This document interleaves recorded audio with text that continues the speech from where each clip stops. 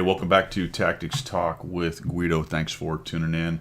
On this episode, we have Nitedog returning in his infamous T29 American Tier 7 heavy tank. 2 marked. Got 2 stars on there.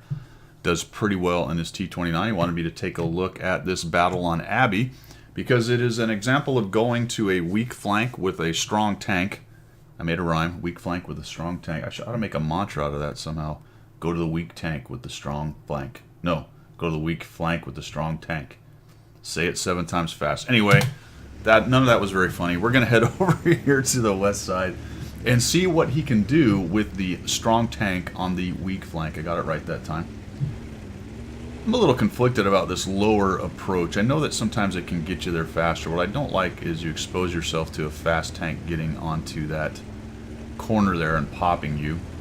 Usually not a problem, but it can be. You'll notice that he's top tier in a 510, so he's looking pretty good, but there are 5 other tier 7s that can do plenty of damage to him, and he's got the artillery up there as well. So he's going to come to this spot and initially be somewhat careful, taking a look to get a shot. This is a good hold down position right here for the T29. Obviously exposed to artillery if the artillery wants to shoot you there, if he ends up seeing you, and you can see that he has a T21 and a KV-85. Unfortunately, just a little bit of gunnery issue there and some RNG, and the IS ends up missing him.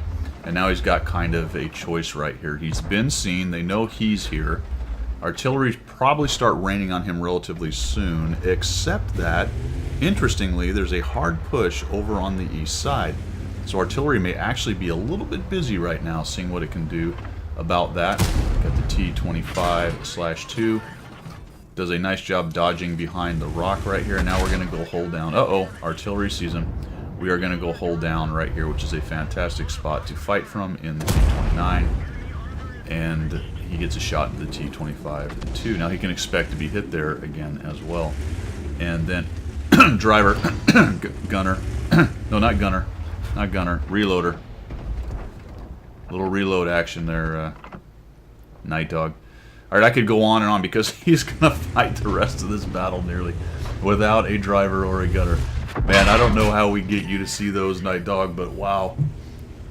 Would improve your effectiveness over here a lot if you had just fixed the loader and then eventually the driver. I probably would have went with loader first because you're outnumbered and you don't have a whole lot of maneuvering you need to do. So I'd have fixed the loader and then wait for the cooldown, and you'd have been fixing your driver here in the next 30 seconds or so. So artillery has your attention, or you have artillery's attention, and you've got a KV-85 who's done some decent work down below, end up killing their KV-85, pushing in there. And we're looking pretty good. And then you kind of switch your focus to this side. Excuse me. To the middle of the map, and that's okay. But your KV-85 is kind of busy trying to sort out these guys. There's 2 ways to look at it. One way to look at it is, well, they're not very aggressive, so they're affording me the opportunity to get in here and do a little bit of damage, which is fine. But the other way to look at it is, get up in there and help that KV-85 because you had some shots on the back of those tanks, and pretty soon you're going to get pushed.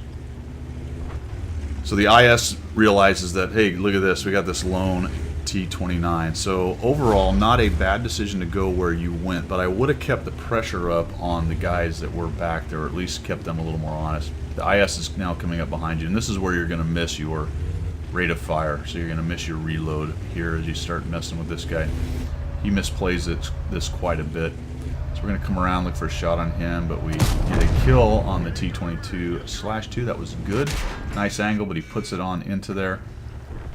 Now you're going to win this reload fight. You'd win it a lot better if you had an actual loader with you. I don't think I'd have gone after putting the side of my tank to him, because he puts another shot into you right there. I would have probably continued to use the edge of that rock. Side scrape out if you could. Force him to come around to look for any shots that aren't angled at you. And we put another shot into him. He's not doing a very good job either. Face hugging the T29 is not the best idea, especially with his pen. Although he is now using his gold. And you come around here, it's like, oh man, that was very lucky. Probably should have killed you off. And your own artillery gives you a little hand by stunning you. So fantastic. And you end up surviving. So 2,091 you get 2 kills, and you kind of hold off on a weak flank. Now, the truth of the matter is, had their enemy team had any kind of competence whatsoever, or even just a little bit more competence, I think that they probably would have been able to push you and take you down. But the good news is they didn't, and that's just one of those situations that you got to kind of feel by touch as you get in there. You think, well, I know I'm going to this weak side. I am in the strong tank. If I'm careful, I can probably fight it pretty well. Either stall them long enough to ensure a win, or no kidding, win the flank. And that's all great initial kind of thought patterns. Look at this guy trying to get by. Initial great thought patterns. But like I said, if they had been competent, you'd have been in a lot more trouble. So maybe a little bit more carefulness. You asked me if pushing up into the rock was a good idea. You made it work, but I think you know the answer to that. It was probably not the best idea. Maybe hang back just a little bit more back there. Force them to cross all that open area to get to you, instead of giving them kind of the ability to push up and come around that rock and take you down. Obviously, they did not take that opportunity, but it was definitely there. All right, nice job, Nitedog. Good game. 2,600, it turns out. 1,500 bounced. 1,500 bounced. 305 assists. I hope you guys learned something. I hope you like what you saw. If you did, make sure you subscribe, and we will see you.